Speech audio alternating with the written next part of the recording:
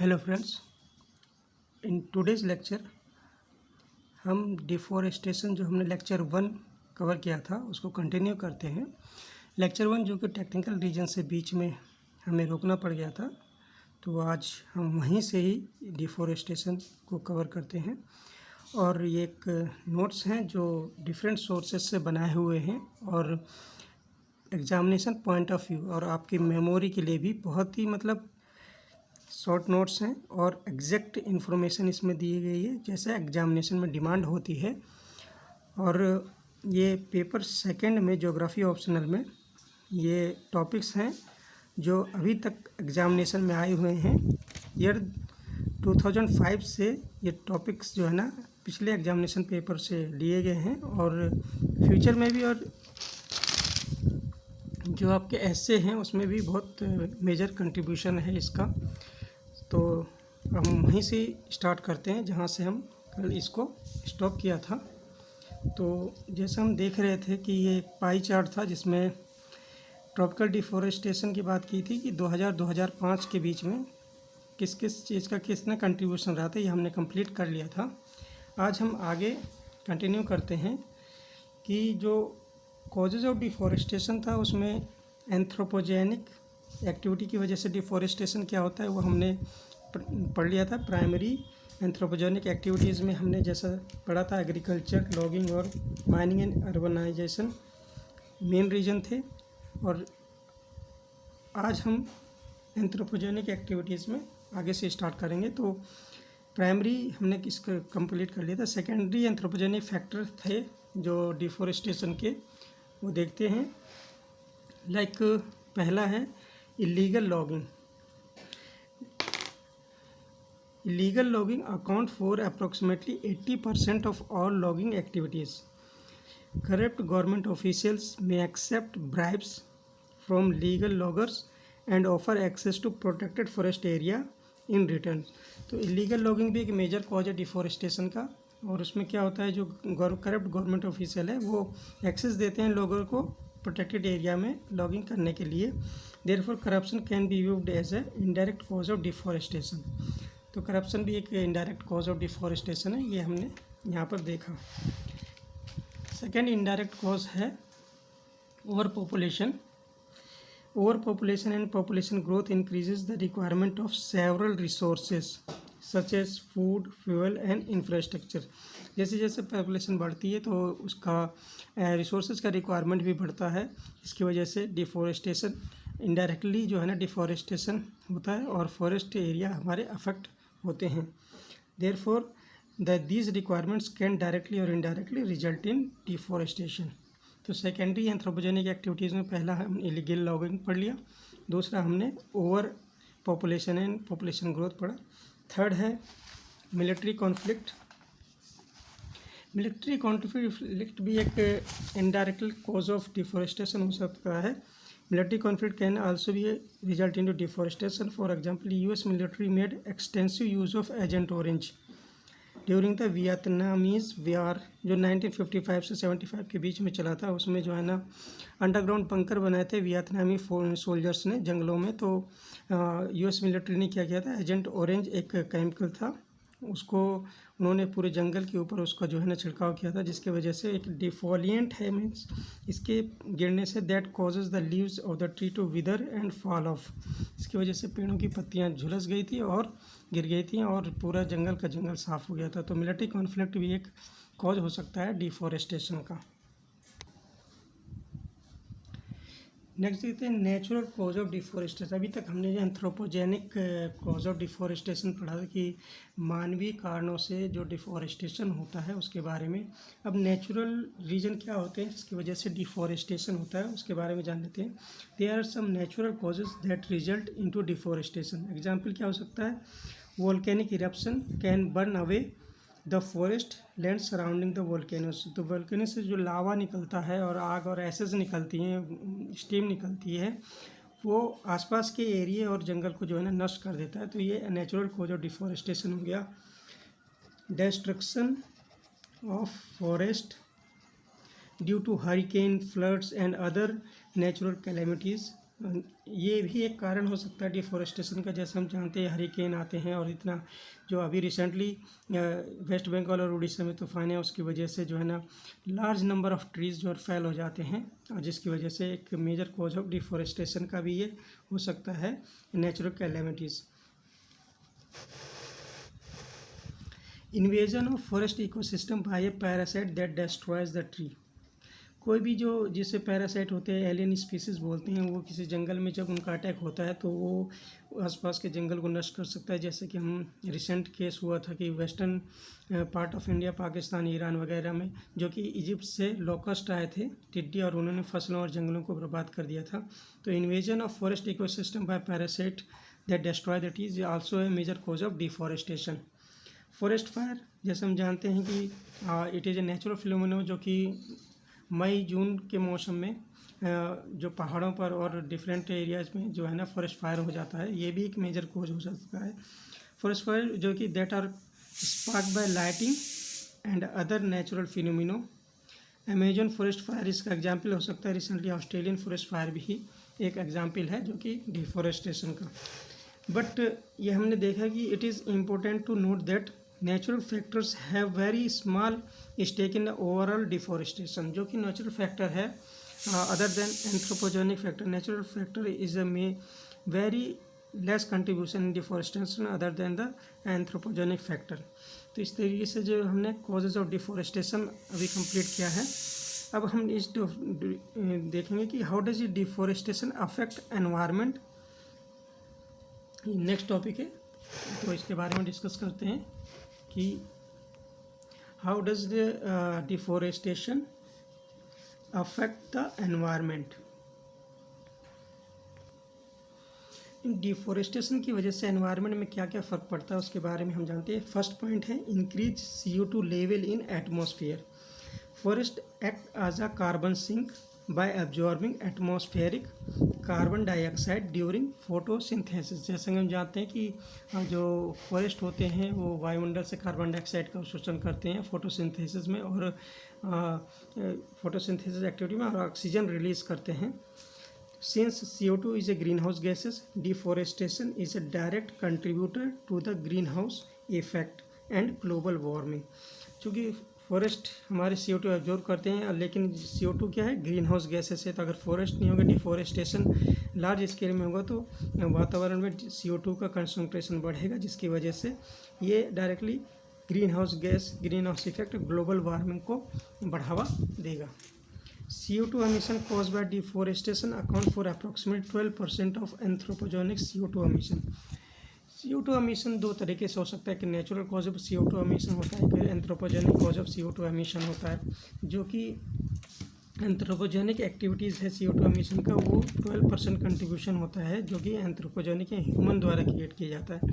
Natural cause में हम जानते हैं कि फॉर जो हमारे ट्रीज़ हैं और ये प्लांट्स हैं, ये नाइट में जो है ना CO2 का जो है ना उत्सर्जन करते हैं। तो लेकिन anthropogenic CO2 emission contribute 12% of the CO2 emission। तो ये इफेक्ट है डिफॉरेस्टेशन का एनवायरनमेंट में। पहला हमने पढ़ा increase CO2 level of atmosphere. Now second, deforestation और वाटर साइकिल में क्या है रिलेशन, उसके बारे में जानते हैं कि trees plays a vital role in the water cycle. Trees water cycle में एक इम्पोर्टेंट रोल प्ले करते हैं। Trees and plants regulate the water content in the atmosphere via process of transpiration. Transpiration process के through जो है ना trees atmosphere में water को बैलेंस करते हैं। ये ट्रांसपीरेशन प्रोसेस क्या है, इसमें क्या होता है, जैसे ट्रीज़ जो है ना, ट्रीज़ के रूट्स होते हैं, वो जाइलम के थ्रू जो है ना पानी को अवशोषित करते हैं और प्लांट के डिफरेंट पार्ट में ट्रांसफ़र करते हैं। जाइलम एंजाइम है, और जाइलम ये जो पानी पत्तियों तक पहुंचता है, पत्तियों से पानी जो है ना उसके रंध्र होते हैं स्टोमेटा, उसके थ्रू ये जो है ना एटमॉस्फेयर में रिलीज हो जाता है। इस तरीके से वाटर साइकिल कंप्लीट होता है। तो they absorb ground water through their roots and release it into the atmosphere from their leaves. तो ये प्रोसेस ऑफ ट्रांसपीरेशन है, जिसकी वजह से वाटर साइकिल कंप्लीट होती है। और ये मेजर रोल प्ले कौन करता है, ये फॉरेस्ट मेजर रोल प्ले करते हैं। Also roots of the tree burrow into the soil and create a microbore in it.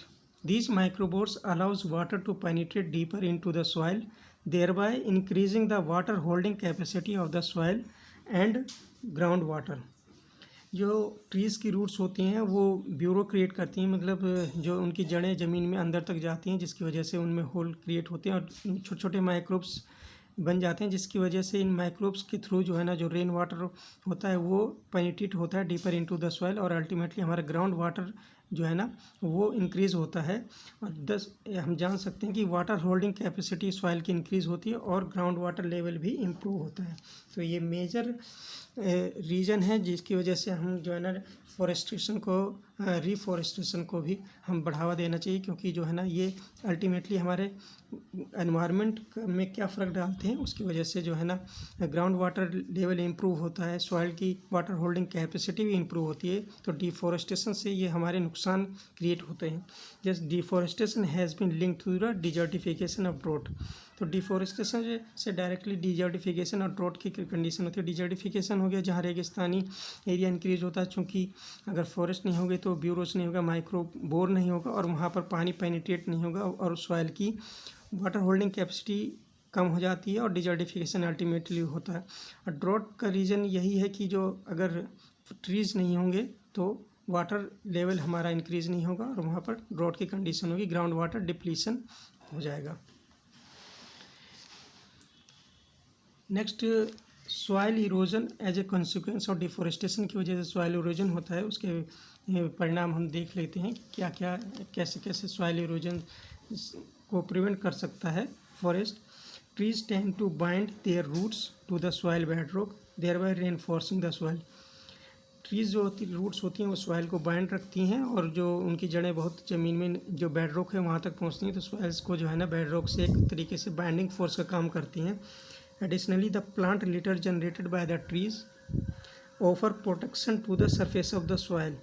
जो हमारे प्लांट लिटर होते हैं, जो पत्ते और जो डंठलियाँ जो है ना पुरानी हो जाती हैं वो नीचे गिर जाती हैं, वो ज़मीन के ऊपर एक लेयर बनाती है, जिसकी वजह से बारिश का पानी जब उन पर गिरता है वो डायरेक्टली सॉइल के कांटेक्ट में नहीं आती हैं बूंदें इतनी स्पीड से, जिसकी वजह से सॉइल का इरोजन रुक जाता है। तो एक मेजर इम्फेक्ट है प्लांट्स का in the earth to prevent the soil erosion.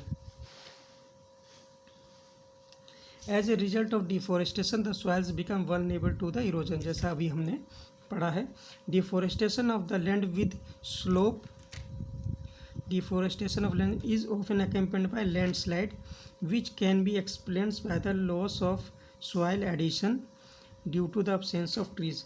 जो हमारे पर्वतीय एरिया होते हैं वहाँ पर जो है ना सॉइल होता है, जो लैंड होती है वो स्लोप पे होती है, तो जब वहाँ पर फॉरेस्ट की कटाई हो जाती है, डिफॉरेस्टेशन हो जाता है, तो वो सॉइल लूज़ हो जाती है, क्योंकि फॉरेस्ट की जड़ें ही सॉइल को बांध रखती हैं। और लैंडस्लाइड की घटनाएं जो कि हमें पता है कि फ्रिक्वेंट होती हैं, ये इस वजह से होती है कि जो जड़ें होती हैं, तो जड़ों पेड़ होते हैं वो इस सॉइल को बांध रखते हैं, तो एक एडिशन का काम करते हैं, सॉइल एडिशन का, जो कि एडहेशन जो कि उनके एब्सेंस में जो है ना ये फ्री हो जाता है और लैंडस्लाइड के रूप में जो है ना हमारे सामने आता है। ये थर्ड पॉइंट था। फोर्थ की हम बात करते हैं, effect of deforestation of biodiversity. Biodiversity में क्या फ़र्क पड़ता है डिफॉरेस्टेशन का। अगर फॉरेस्ट हमारे कट जाएंगे, जंगल कट जाएंगे, तो बायोडाइवर्सिटी लॉस होता है, जैसा कि हम जानते हैं। Forest are the host of wide variety of wild life. In fact tropical rain forest की बात करते हैं, वो जो tropical rain forest is believe to be the most diverse ecosystems in the planet. It is said that coral reef जो कि highest biodiversity support करता है इन द प्लानट और अर्थ में, तो उसके बाद जो है ना tropical rain forest is lungs of the earth कहा जाता है, वो भी इतनी हाई मात्रा में जो है ना वाइल्ड लाइफ को सपोर्ट करता है। On local scale, the clearing of forest land can cause decline in the population of certain species। Local level पर डिफॉरेस्टेशन होता है तो कुछ स्पीसीज़ को जो है ना उनकी पॉपुलेशन डिक्लाइन होती है, क्योंकि उनका हैबिटेट, उनका फूड रिसोर्सेज जो है ना सारा नष्ट हो जाता है। But on global scale however deforestation can result in extension of several species. जैसे कि हम पढ़ते हैं, कभी सुनने में आता है, अखबार में न्यूज़ में पता चलता है कि IUCN की एक रेड लिस्ट में कुछ और प्लांट्स और एनिमल स्पीसीज इंक्लूड हो गए हैं जिनका हैबिटेशन लॉस हुआ है और जिनके सर्वाइवल पर एक प्रश्नचिन्ह क्रिएट हो जाता है। तो ये it is a result of deforestation. तो डिफॉरेस्टेशन की वजह से कुछ वेराइटीज़ जो है ना हर साल जो है ना नंबर ऑफ़ वेराइटीज़ एक्सटेंस के कगार पर पहुँच जाती हैं। अप्रॉक्सीमेटली 50,000 स्पीसीज़ जो कि प्लांट हो सकते हैं, एनिमल हो सकते हैं, इंसेक्ट्स हो सकते हैं, are lost every year as a consequence of deforestation. या हैवसीन की रिपोर्ट आई है कि लगभग 50,000 स्पीसीज़ हर साल जो है नष्ट हो जाती हैं, क्योंकि डिफॉरेस्टेशन इन लार्ज स्केल अभी हो रहा है। जैसा कि हम जानते हैं कि अमेजन इस समय अमेजन रेन फॉरेस्ट है, उसको जो है ना अंधाधुंध कटाई हो जाती है, और पिछले 1 साल में उसका जो है ना जो डिफॉरेस्टेशन का रेट है वो लगभग 2 से 3 गुना बढ़ गया है। The implication of large scales biodiversity loss और the difficult to predict, but it is highly probable that it could have an adverse effect on food web. अगर स्पीसीज नष्ट हो जाती है तो हमारा फूड वेब बहुत इफेक्ट होता है। फूड वेब क्या है? एक स्पीसीज जो है ना दूसरे स्पीसीज पर डिपेंड करती है। जो लाइक अगर ग्रास को ग्रास होपर खाता है, उसके बाद उस ग्रास होपर को चिड़िया, और चिड़िया को बाजी, इस तरीके से एक फूड वेब चलता है। और उनमें से अगर एक भी स्पीसीज एक्सटिंक्ट हो जाती है या नष्ट हो जाती है तो पूरे फूड वेब पर हमारा फ़र्क पड़ता है, और फूड वेब भी नष्ट हो जाता है, जिससे हमारा इकोलॉजी पर भी फ़र्क पड़ता है।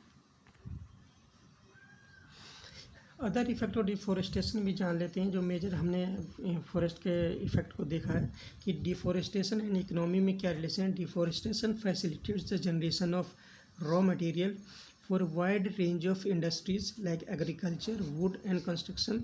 जानते हैं फॉरेस्ट जो है ना रॉ मटेरियल प्रोवाइड करता है एग्रीकल्चर, वुड और कंस्ट्रक्शन इंडस्ट्रीज़ के लिए। तो डिफॉरेस्टेशन की वजह से ये इंडस्ट्रीज भी प्रभावित हुई, जिससे इकोनॉमी भी प्रभावित होगी। However, over exploitation of wood and timber can have a negative impact on the economy. कोई भी एक जैसे फॉरेस्ट है उसका रीजनरेशन कैपेसिटी होती है, एक टाइम पीरियड में वो अपने आप को रीजनरेट कर लेता है। लेकिन अगर हम उस टाइम पीरियड से पहले ही उसको एक्सप्लॉइट कर लेते हैं तो उसका जो है ना रीजनरेशन नहीं हो पाता है, और वो निगेटिव इफेक्ट डालेगा इकोनॉमी, क्योंकि हमारे पास रॉ मटेरियल की अवेलेबिलिटी कम हो जाएगी। शॉर्ट टर्म इकोनॉमिक गेन होता है, जिसकी वजह से short term economic gain made from deforestation resulted in reduce long term productivity. According to report, एक रिपोर्ट कहती है कि जीडीपी का ग्लोबल जीडीपी में C A 7% decline by the year 2050 due to deforestation. Deforestation की वजह से जो ग्लोबल जीडीपी है 7% का डिक्लाइन होगा 2050 तक। ये एक रिपोर्ट की एनालिसिस है। Therefore, ideal situation for every economy is the sustainable use of forest resources. Other effect में डिफॉरेस्टेशन और ह्यूमन हेल्थ के बारे में जान लेते हैं कि डिफॉरेस्टेशन की वजह से ह्यूमन हेल्थ में क्या क्या फ़र्क पड़ता है। डिफॉरेस्टेशन कैन डायरेक्टली और indirectly leads to the propagation of many infectious disease. कैसे? Since deforestation is often accompanied by loss of indigenous species, it is difficult for the new species to flourish in deforested land. Directly और indirectly जो है ना infectious disease होती हैं वो deforestation से हमारे एनवायरनमेंट में, हमारे वातावरण में इंक्रीज़ हो जाता है, जो कि हम आगे देखेंगे कि कुछ एग्जाम्पल जिसकी वजह से ये हमें पता चलता है कि डिफॉरेस्टेशन ही एक मेजर कॉज हो सकता है डिजीज़ के इंक्रीज़ का। डिफॉरेस्टेशन की वजह से कुछ इंडिजिनस स्पीसीज नष्ट हो जाती हैं, जो कि अगेन जो है ना उनको जो है ना अपना एक स्टेज तक डेवलप होने में अगर फॉरेस्टेड लैंड में उनको जो कठिनाई का सामना करना पड़ता है। एग्जाम्पल की हम बात कर लेते हैं कि कैसे डिफॉरेस्टेशन जो है ना ह्यूमन हेल्थ को फ़र्क पड़ता है। मलेशिया एक एग्जाम्पल लेते हैं कि मलेशिया में जो डिफॉरेस्टेशन की वजह से geographical shift of the food bat population facilitated the transmission of Nipah virus. Nipah virus है जो कि एक फूड बैट से रिलेटेड है, मतलब चमगादड़ से, और उनका हैबिटेट नष्ट हुआ तो वो ह्यूमन सेटलमेंट के करीब आए, वहाँ पर उन्होंने निपा वायरस को जन्म दिया। तो इस तरीके से हम जान सकते हैं कि जैसे हैबिटेट लॉस होता है तो जानवर जो है ना ह्यूमन सेटलमेंट की तरफ मूव करते हैं, जिसकी वजह से स्प्रेड होता है वायरसेस का। कोरोना वायरस इस तरीके का एक नया एग्जाम्पल भी हम देख सकते हैं जिसने हैवक मचा रखा है पूरे वर्ल्ड में।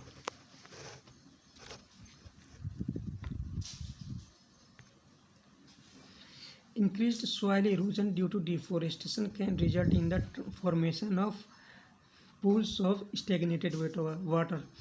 जैसे सॉइल इरोजन होता है तो जो सॉइल्स पार्टिकल्स होते हैं वो पानी के थ्रू बहकर जो है ना हमारे तालाबों और नदियों, झीलों की तलहटी में पहुंच जाते हैं, जिसकी वजह से क्या होता है वहाँ पर जो है ना उनका नेचुरल डेप्थ डिक्रीज़ हो जाता है सिल्टेशन की वजह से, जो सिल्ट और सैंड और क्ले के जमाव की वजह से। तो ये पानी ओवरफ्लो होता है और आसपास के एरिया में भर जाता है, जिसकी वजह से पूल्स ऑफ स्टेगनेटेड वाटर बन जाते हैं, जो कि डिफरेंट जो हमारे इंसेक्ट्स होते हैं उनको जन्म देते हैं, लाइक मच्छर।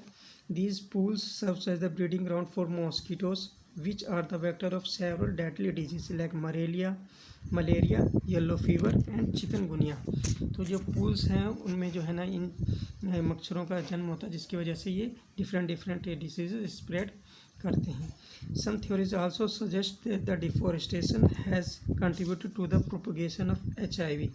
कुछ थ्योरीज ये भी सजेस्ट करती हैं HIV human immuno deficiency virus का जो स्प्रेड हुआ था वो भी एक मेजर कॉज हो सकता है डिफॉरेस्टेशन। तो इस तरीके से हमने अदर इफेक्ट ऑफ डिफॉरेस्टेशन पढ़े। नेक्स्ट हमने देखा how deforestation can be control. Deforestation हम कैसे कंट्रोल कर सकते हैं, मेजर उसके दो हेड्स हैं। First role of government and other administrative authority and second is role of individual. तो पहले पढ़ते हैं role of government and other administrative authority. Implementation of security measures and strict laws to prevent illegal logging. हम जानते हैं कि 80% of the logging जो है ना इलीगल होता है, जो कि करप्ट ऑफिशियल और जो लोगर होते हैं उनके बीच में मिलीभगत होती है। तो अगर हम स्ट्रिक्ट मेजर लें और स्ट्रिक्ट लॉ बनाएं तो ये इलीगल लॉगिंग को प्रिवेंट किया जा सकता है। Increasing the count and range of forest under government production. जो भी हमारे प्राइवेट लैंड हैं, जो हमारे स्कैटर्ड फॉरेस्ट एरियाज़ हैं, उनको अगर हम गवर्नमेंट प्रिव्यू में लाते हैं तो हमारे पास जो है ना under government preview government protection forest की रेंज बढ़ सकती है। ये एक मेज़र है जिससे हमें कंट्रोल कर सकते हैं डिफॉरेस्टेशन को। Carefully planning the construction of infrastructure like road, dam etcetera in order to minimize the loss of forest area. हम इन कंस्ट्रक्शन ऑफ इंफ्रास्ट्रक्चर में कुछ अल्टरनेटिव टेक्नोलॉजी, अल्टरनेटिव मटेरियल का यूज़ कर सकते हैं, जिसकी वजह से हम लेस एंड लेस डिपेंड हो सकते हैं फॉरेस्ट पर फॉर रॉ मटेरियल, और हमारा सस्टेनेबल कंस्ट्रक्शन एंड इंफ्रास्ट्रक्चर को बढ़ावा मिल सकता है। Investing in new technology in agriculture industry such as hydroponics, इसके बारे में हम स्टडी करते हैं। And helping farmer to implement eco friendly agriculture practice. Means new technology अगर हम यूटिलाइज करते हैं एग्रीकल्चर में, लाइक हाइड्रोपोनिक्स। हाइड्रोपोनिक्स क्या होता है कि growing plant without soil by instead using mineral nutrients. Mineral nutrients की सहायता से जो अगर प्लांट्स का ग्रो करते हैं उसे हाइड्रोपोनिक्स कहते हैं। मिनरल न्यूट्रिएंट्स को पानी में घोलकर प्लांट्स उगाना, उसकी वजह से जो है ना ये न्यू टेक्नोलॉजी एग्रीकल्चर इंडस्ट्री में, जिसकी वजह से हम लेस एंड लेस डिपेंड हो सकते हैं फॉरेस्ट पर। And helping farmer eco friendly agriculture practice को यूटिलाइज करके, लाइक साइक्लिक एग्रीकल्चर। हम क्रॉप रोटेशन प्रैक्टिस कर सकते हैं, साइक्लिक एग्रीकल्चर और प्रैक्टिस कर सकते हैं, न्यू टेक्नोलॉजी यूटिलाइज कर सकते हैं, जिसकी वजह से हमें लेस लैंड की डिमांड होगी फॉर एग्रीकल्चर के लिए। Optimising the management of forest by banning in efficient agriculture practice को हम अगर in such as slash and burn agriculture, हम कुछ इनएफिशिएंट एग्रीकल्चर प्रैक्टिस हैं जैसे like slash and burn agriculture, जो कि नॉर्थ ईस्ट में हम स्पेशली देखने को मिलता है कि जहाँ पर थोड़ी मात्रा के लिए उस जंगल को साफ़ किया जाता है, और जब तक वो ज़मीन उसकी उपजाऊ होती है वहाँ पर फसल उगाया जाता है, उसके बाद उसको अबेंडन या छोड़ करके हम दूसरी जगह पर जंगल साफ़ करते हैं और वहाँ पर फसल उगाते हैं। तो ये स्लैश एंड बर्न एग्रीकल्चर कहता है, जैसे झूम की खेती नॉर्थ ईस्ट पे, इसको भी हम बैन कर सकते हैं और उनको जो भी वहाँ के ट्राइब है उनको एक अल्टरनेटिव रिसोर्सेज प्रोवाइड कर सकते हैं for their livelihood. Facilitating the production and use of would alternatives to reduce the demand for timber, like example bamboo can be serve as the alternative to the wood fuel। जो हमारे would की demand होती है और different construction material में और industry में use होती है, उसकी डिमांड को और फ्यूल के लिए भी यूज़ होती है, उसकी डिमांड को रिड्यूस कर सकते हैं। लाइक अल्टरनेटिव अगर हम इस्तेमाल करते हैं, जैसे कि बम्बू कुछ भी अल्टरनेटिव हो सकता है फ्यूल वुड के लिए और मटेरियल के लिए, पल्प वगैरह के लिए। तो ये एक अल्टरनेटिव ऑप्शन हो सकता है जिससे डिफॉरेस्टेशन को हम रिड्यूस कर सकते हैं। Launching new reforestation campaign to restore the deforested land. ये जितना हो सकता है, ये जो हमारा जो बेकार ज़मीन भूमि पड़ी हुई है उसमें फॉरेस्ट ट्रीज उगाया जाए, रिफॉरेस्टेशन को बढ़ावा दिया जाए, और ये कैंपेन सोशली हमें स्प्रेड करना चाहिए अपने आसपास के रीजन में कि ज़्यादा से ज़्यादा पेड़ लगाए जाने चाहिए। ये एक रोल है जो गवर्नमेंट और यूनिवर्सिटी अथॉरिटी का हो सकता है। अब इंडिविजुअल रोल की बात करते हैं। इंडिविजुअल रोल में क्या होता है? Every human on the planet shares the responsibility of preserving and it's resources for other humans, other species and for the future generation. ये एक इंडिविजुअल रेस्पॉन्सिबिलिटी है कि हम प्रिजर्व करें रिसोर्सेज को, उनका यूटिलाइजेशन हो सके सस्टेनेबल वे में करना चाहिए। An individual can contribute to the prevention of deforestation by implementing 3R। 3R को इम्प्लीमेंट करके हम डिफॉरेस्टेशन को बहुत ही कम कर सकते हैं। What is 3R? Reduce, reuse and recycle. Reduce means the amount of paper consume by the using alternative what ever possible. Means हम जो पेपर कंज्यूम करते हैं अगर उसको रिड्यूस किया जाए, अल्टरनेटिव यूज़ किया जाए, लाइक हम ऑनलाइन PDF वगैरह क्रिएट किया जाए, और जो है नेट का डिफरेंट यूज़ करके जो है ना हम इस चीज़ को इम्प्लीमेंट कर सकते हैं। Reuse, avoid use of and throw product to prevent wastage. Avoid use and throw product to prevent wastage, मतलब जो वेस्टेज को हम जो फेंक देते हैं उसको अगर हम रिड्यूस कर दें, रीयूज़ करें, तो ये भी एक मेथड हो सकता है डिफॉरेस्टेशन को रोकने का। और recycle, diligently recycling all the used would and paper products, like newspaper जो होता है हमारा कबाड़ ले जाता है वो भी एक रिसाइकिल होता है। It is a method of recycle. Individual can also combat deforestation by spreading the awareness about its negative consequence and particularly in the tree planting campaign. Tree planting campaign भी इंडिविजुअल लेवल पे इस्तेमाल किया जा सकता है। गांव में जो भी ज़मीन पड़ी हुई है वहाँ पर प्लांटेशन का इस्तेमाल कर सकते हैं। घरों के बाहर भी जो है ना ट्रीज़ का ग्रो कर सकते हैं, जिसकी वजह से हमारा एनवायरनमेंट भी इससे बेनिफिट होगा। फ्रेंड्स, आज हमने जो है ना ये सेकंड पार्ट डिफॉरेस्टेशन का ख़त्म किया, जो कि एग्जामिनेशन पॉइंट ऑफ व्यू से भी बहुत ही इम्पोर्टेंट है। और ये एक बेसिकली इसमें जो है ना आपको जो है ना बहुत ही सिंपल लैंग्वेज में पूरा डिस्कस किया है, और ये आपको बहुत बेनिफिट होगा। तो जाते जाते दोस्तों इस चैनल को सब्सक्राइब करें और शेयर करें, और अपने दोस्तों के बीच में डिस्कस करें इस चैनल के बारे में। और यहाँ पर एग्जामिनेशन से रिलेटेड ऐसे नोट्स जो है ना आपको मिलेंगे जो बिल्कुल शॉर्ट नोट्स होंगे, एग्जामिनेशन पॉइंट ऑफ व्यू से टू द पॉइंट हो गया, और पूरी नॉलेज उनमें जो है ना एग्रीगेट करके जो है ना उनको एडिशन करके आपके सामने प्रस्तुत करेंगे। Thank you very much.